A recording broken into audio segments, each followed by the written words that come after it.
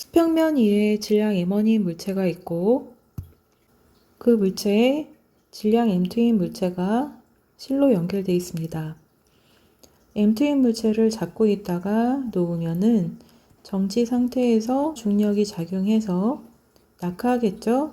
그래서 h만큼 낙하해서 바닥에 도달했을 때 그때의 속도가 얼마인지 구하는 그런 문제를 풀어보도록 하겠습니다.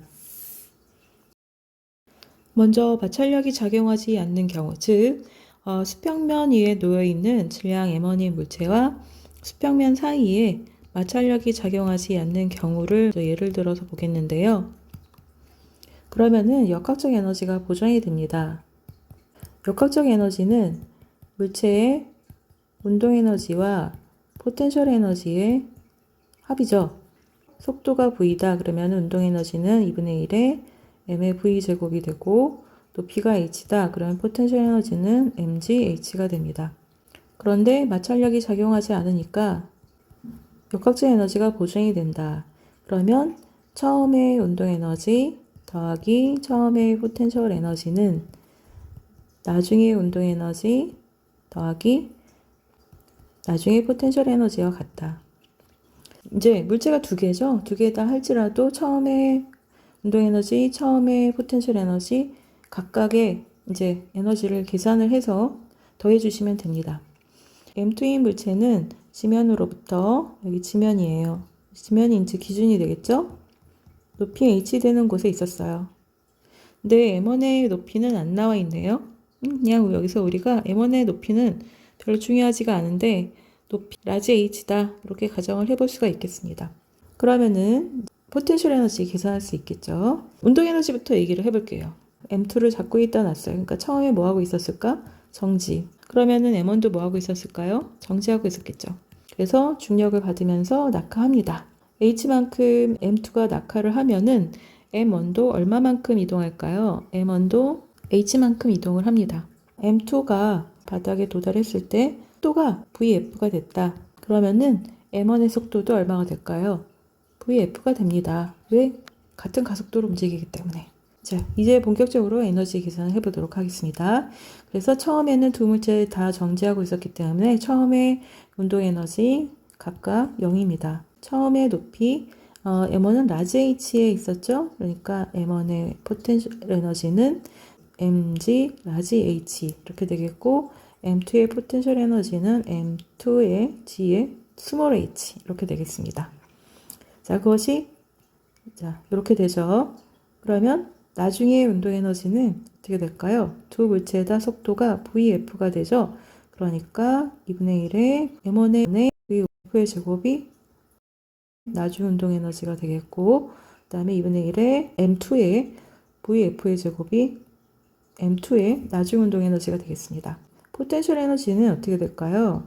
M1은요, 높이가 변하지가 않아요. 그래서 그대로 M1G 라지 H가 되겠고 2는 바닥에 쿵 하고 닿죠.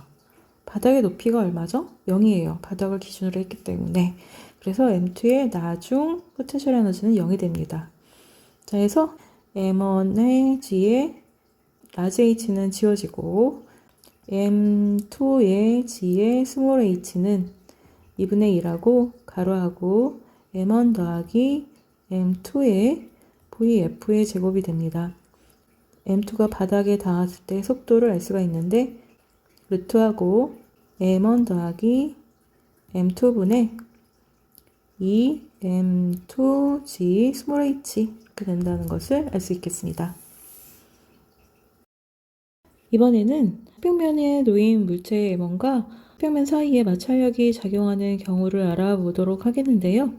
마찰력이 작용하지 않았을 때는 처음의 운동 에너지 더하기 처음의 포텐셜 에너지가 나중 운동 에너지 더하기 나중 포텐셜 에너지와 같았어요. 이것은 나중 운동 에너지 마이너스 처음 운동 에너지 더하기 나중 포텐셜 에너지 마이너스 처음 포텐셜 에너지 한 것이 0이 된다는 것이고요. 나중 값에서 처음 값을 뺀 거니까 운동 에너지의 변화량 이거는 포텐셜 에너지의 변화량이 되겠죠?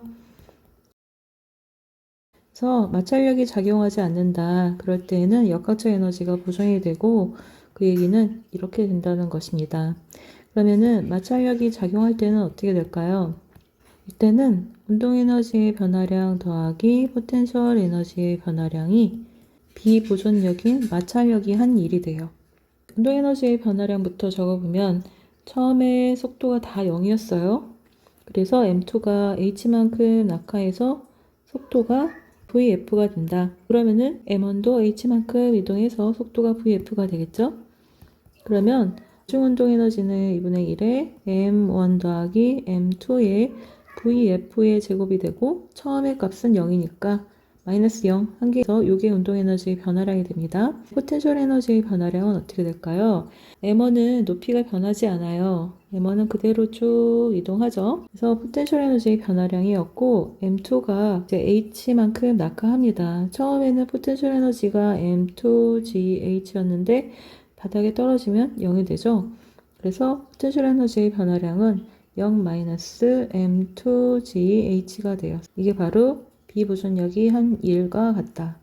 근데 힘이 한 일은 어떻게 계산하죠? 힘의 크기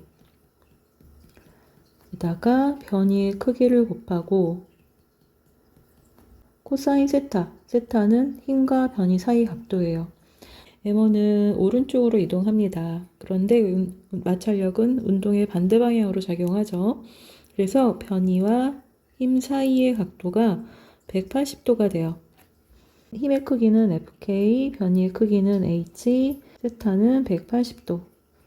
코사인 180도가 마이너스 1이죠. 그래서 마이너스 FK의 H가 돼요. 여기서 마찰력을 알아보면 운동 마찰력은 운동 마찰 계수 곱하기 수직항력. 이거는 수평면 위에 놓인 M1의 물체에 작용하는 수직항력이죠. 수평면 위에 물체가 놓여 있다. 그러면은 수직항력의 크기는 중력의 크기와 같아요. 그래서 M1G가 됩니다. 그래서 그것을 이용해서 마찰력이 한 일을 다시 적으면 마이너스 뮤 K의 M1의 G의 H 이렇게 되죠. 에너지에 관한 식을 다시 적어보게 되면은 2분의 1에 M1 더하기 M2의 VF의 제곱 마이너스 M2G H는 마이너스 뮤 K M1의 G의 H가 돼요. 그래서 2분의 1에 M1 더하기 M2의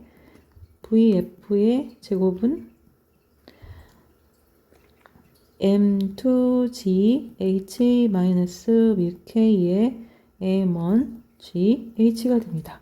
그래서 VF에 관해서 이제 식을 풀어보게 되면은 값이 나오는데 그 식은 M1 더하기 M2분의 2하고 가로 열고 M2 마이너스 뮤 K의 M1의 GH가 됩니다. 앞에서 구했던 것과 비교를 해보면 이 항이 추가가 된 것을 볼 수가 있어요. 이만큼 작아집니다.